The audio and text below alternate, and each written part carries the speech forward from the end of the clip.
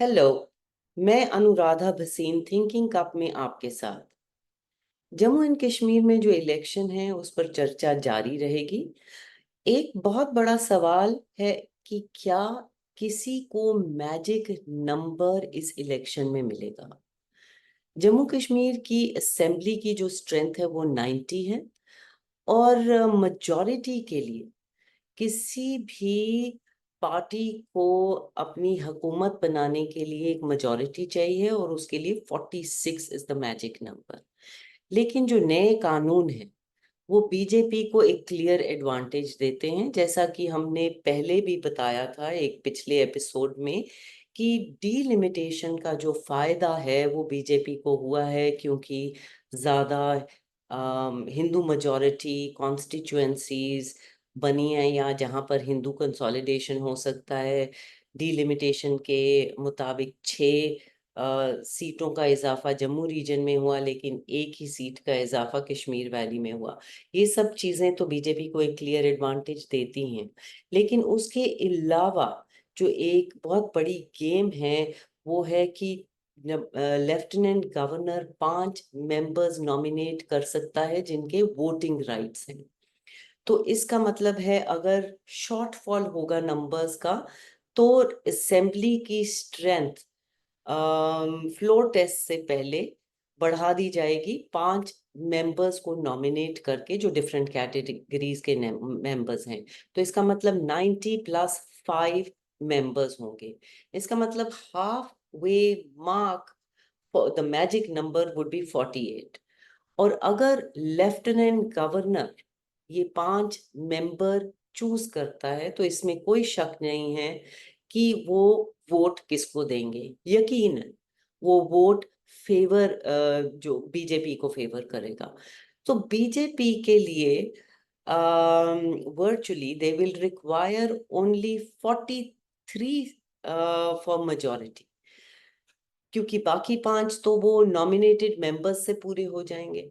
लेकिन किसी और फॉर्मेशन को अगर गवर्नमेंट बनानी है तो उनको 46 नंबर चाहिए। इसके बावजूद जो पूरी इलेक्शन का सिनेरियो है, ऐसा नहीं, ऐसा लग रहा है कि बीजेपी के लिए आसान नहीं है।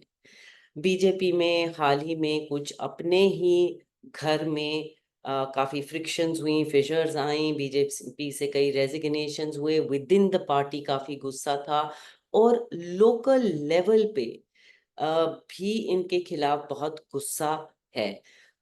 कश्मीर की वादी में तो खास तौर पे है ही, लेकिन जम्मू जो बीजेपी का एक स्ट्रॉन्ग होल्ड रहा है, वहाँ की इकोनॉमी, ट्रेड, बिजनेस पिछले 5 साल से तहस नहस हुए हैं। बेरोजगारी जो है तेज रफ्तार से बढ़ रही है, और हर जगह पे सुना जाता है कि ड्रग एडिक्शन में बढ़ोतरी हुई है, और बेरोजगारी की बहुत बड़ी शिकायतें हैं। इसके अलावा जो जिस किस्म का डेवलपमेंट चल रहा है उससे जो लोकल लोग हैं वो खुश नहीं हैं।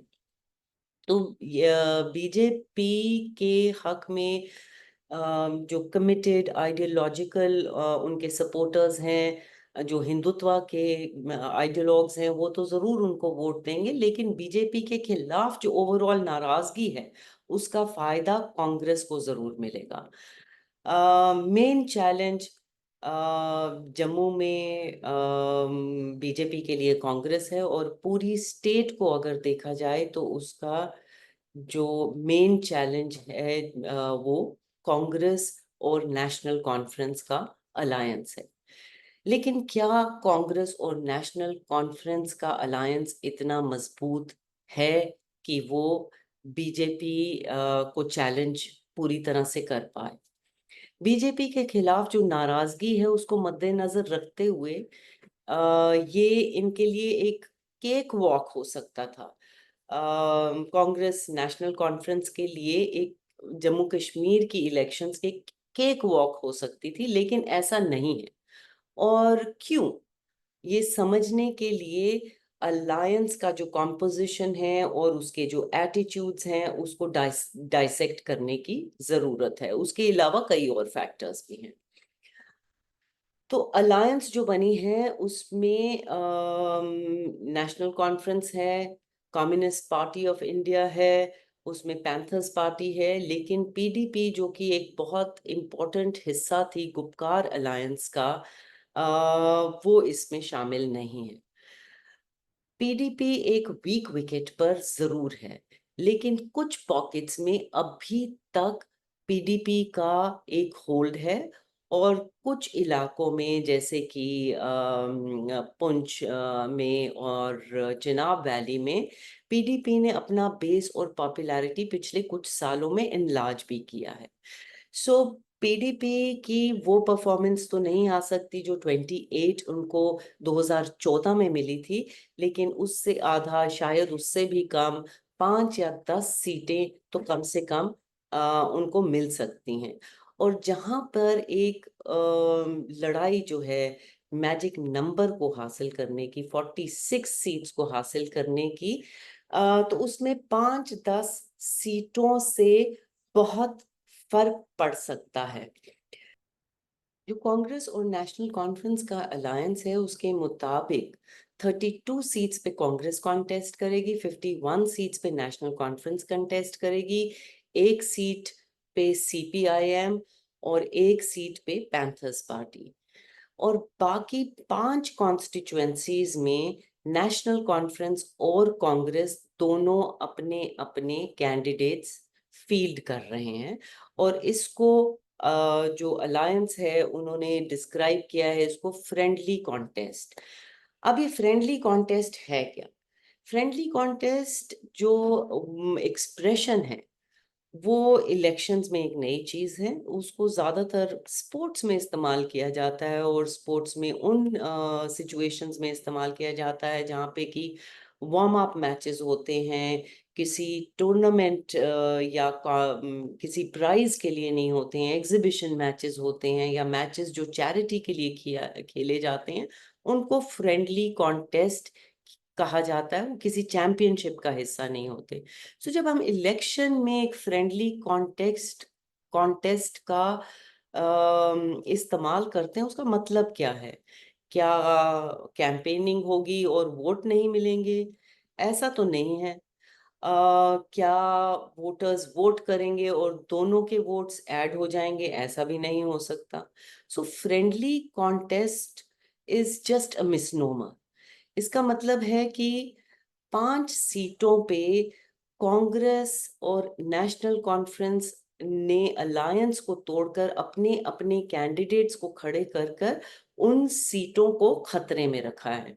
ये 5 सीटें हैं बनिहाल की, डोडा, भदरवा, नगरोटा और सोपोर। 3 सीटें इनमें से चिनाब वैली में है।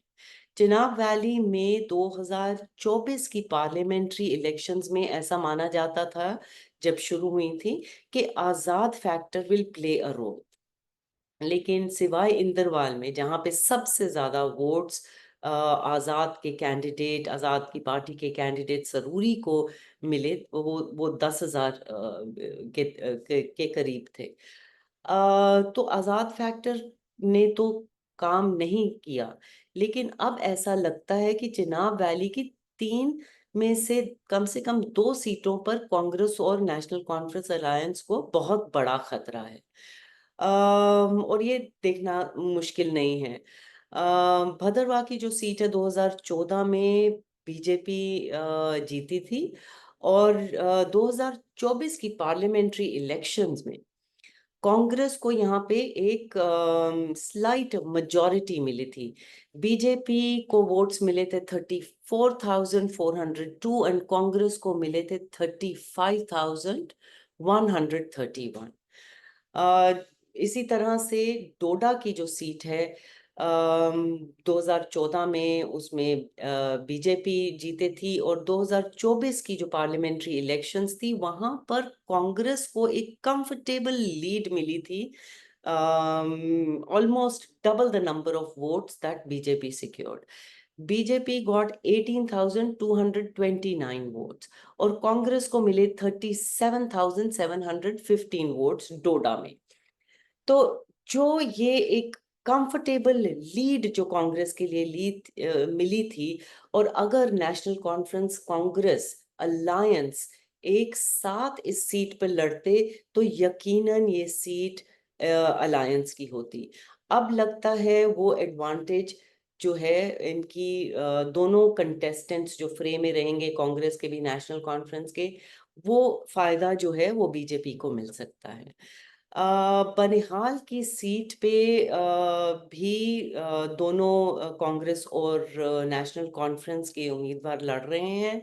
बनिहाल में 2014 में विकार रसूल कांग्रेस के यहाँ से जीते थे।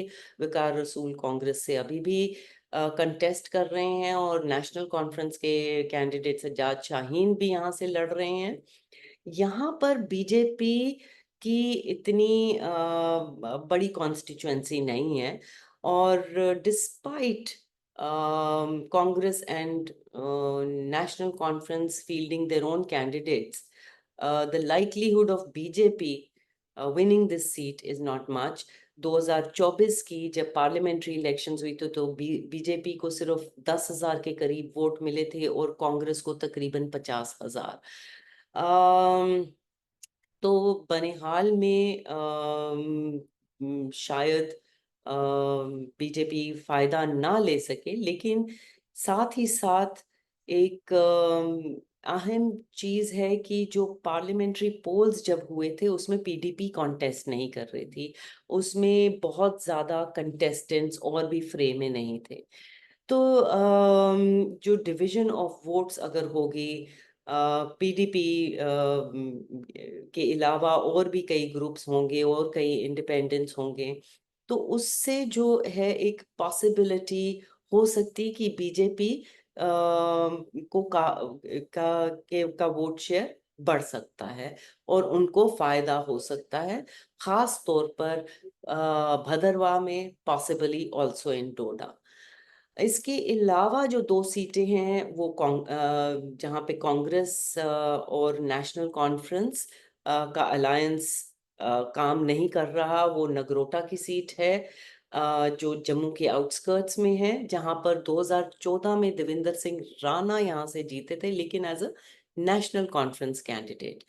पार्लियामेंट्री इलेक्शंस में जो 2024 की इलेक्शन थी उसमें बीजेपी के जुगल किशोर को यहाँ से 38,473 वोट्स मिले थे, और कांग्रेस के रमन भल्ला को 29,948 वोट्स मिले थे। तो ये चांस था कि नेशनल कॉन्फ्रेंस और कांग्रेस की अलायंस अगर यहाँ पर एक साथ लड़ती इलेक्शन में तो पॉसिबली फायदा हो सकता था, लेकिन लगता है कि अगर दोनों के कैंडिडेट्स फील्ड होंगे तो उसका फायदा बीजेपी को ज्यादा हो सकता है। सोपोर में पार्लियामेंट्री इलेक्शंस में नेशनल कॉन्फ्रेंस को 16,461 वोट्स मिले थे, लेकिन यहाँ पर उस वक्त ये जो बारामूला कॉन्स्टिट्यूएंसी, पार्लियामेंट्री कॉन्स्टिट्यूएंसी का पार्ट है, यहाँ पे अवामी इत्तेहाद पार्टी के जो इंजीनियर रशीद इलेक्शन लड़ रहे थे, वो एक बहुत बड़ा फैक्टर था। उनको यहाँ से 25,000 से ज्यादा वोट मिले थे सोपुर से। और इस वक्त के जो अंदाजे हैं बहुत सारे पॉलिटिकल एनालिस्ट के, कि शायद वो जो इंजीनियर रशीद फैक्टर है, या और इस वक्त जमात फैक्टर है, और बहुत सारे इंडिपेंडेंट्स खड़े हो रहे हैं डिफरेंट डिफरेंट कॉन्स्टिट्यूएंसीज में, एक बहुत बड़ी तादाद में खड़े हो रहे हैं इलेक्शंस में, वो शायद काम नहीं करेगा, क्योंकि लोगों में एक रियलाइजेशन है कि शायद ये कश्मीर की होमोजिनिटी को ब्रेक करने की कोशिश है और यहाँ की पार्टीज को कमजोर करने की कोशिश है।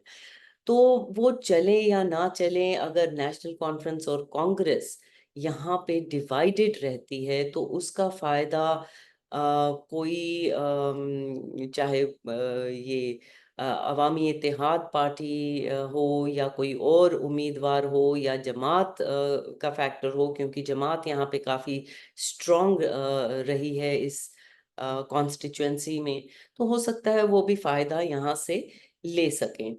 एक बहुत बड़ी जो खबर पिछले एक हफ्ते की ये है कि उमर अब्दुल्ला, जो कि गांदरबल से इलेक्शन लड़ रहे थे और पहले भी वहां से उस कॉन्स्टिट्यूएंसी को रिप्रेजेंट कर चुके हैं, वो अब बडगाम से भी अपनी नॉमिनेशन फाइल कर रहे हैं, यानी कि वो 2 जगह से कॉन्टेस्ट लड़ेंगे। और इसकी बहुत बड़ी वजह ये है कि सर्जन बरकती, जिनका नॉमिनेशन पेपर्स अनंतनाग से रिजेक्ट हो गए थे, वो गांदरबल से अब इलेक्शन लड़ रहे हैं। सर्जन बरकती जो जेल में हैं, एक सेपरेटिस्ट फेस माने जाते हैं, और उनका एकदम से एक ये डिसीजन आया कि वो गांदरबल से वो इलेक्शन लड़ेंगे। उन्होंने नॉमिनेशंस वहां से भरे हैं, और that has made Omar Abdullah jittery. और उनका कहना है, और उन्होंने सवाल भी उठाए हैं उमर अब्दुल्ला ने, कि क्या ये कॉन्स्पिरेसी है कि जितने भी लोग जेलों में हैं, और वो उन्हीं के खिलाफ इलेक्शन क्यों लड़ रहे हैं। वो पहले उन्होंने पार्लियामेंट्री इलेक्शन में भी उनके खिलाफ बारामूला से लड़ाई की, और अब वहां से भी कॉन्टेस्ट कर रहे हैं गांदरबल से। तो after the Baramulla debacle in the Lok Sabha election, Omar Abdullah does not want to leave it to chance, and यही वजह है कि वो बडगाम से भी इलेक्शन लड़ रहे हैं। तो ऐसा लगता है जो पिछले हफ्ते में कुछ डेवलपमेंट्स हुई हैं, खास तौर पे ये सर्जन बरकती वाली, और ये सवाल खड़े हुए हैं कि क्या ये मैन्युफैक्चर्ड है, कि किसको कहाँ से खड़ा किया जा रहा है। बहुत सारे इंडिपेंडेंट्स खड़े हो रहे हैं, जमात फैक्टर है या इंजीनियर रशीद फैक्टर है, इसके पीछे कौन इंजीनियरिंग कर रहा है या कौन मैनिपुलेट कर रहा है, ये सवाल बहुत खड़े हो रहे हैं। लेकिन एक चीज लगती है कि ऐसा लगता है कि जो नेशनल कॉन्फ्रेंस और कांग्रेस का अलायंस है, उनको कहीं जब इलेक्शन शुरू हुई थी, तो उसकी शुरुआत में एक बहुत बड़ा ओवर कॉन्फिडेंस था कि वो बीजेपी का मुकाबला आसानी से जम्मू कश्मीर में कर सकते हैं। और अब एक बिलेटेड रियलाइजेशन है कि शायद ये मुकाबला इतना आसान नहीं है। बीजेपी का वो मुकाबला तो शायद इलेक्टोरली कर ही पाते, लेकिन बीजेपी के हथकंडे जो शायद अलग अलग तरह से अपने आप को अब मैनिफेस्ट करने लगे हैं, शायद इतनी आसानी से उसका मुकाबला नहीं किया जा सकता। अगर ये रियलाइजेशन पहले होती, तो बहुत सारा जो नुकसान, जो कि अलायंस की कंपोजिशन जो वीक है, जिसमें पीडीपी शामिल नहीं है, जहां 5 सीटों पे बेमकसदी एक दूसरे के खिलाफ वो फील्ड में उतर आए हैं, शायद ये चीजें अवॉइड हो सकती थी, और शायद नुकसान इतना ज्यादा नहीं होता। शुक्रिया। Hello, I'm Anuradha Bhasin, the managing editor of the Kashmir Times, which is now available in a digital format. We bring you in-depth coverage and news analysis to combat the erasure of Jammu, Kashmir and Ladakh. For this, we need your support. Join us in our fight. Become a member today by paying an amount of your choice. Also subscribe to our YouTube news channel and our newsletter for free. Thank you.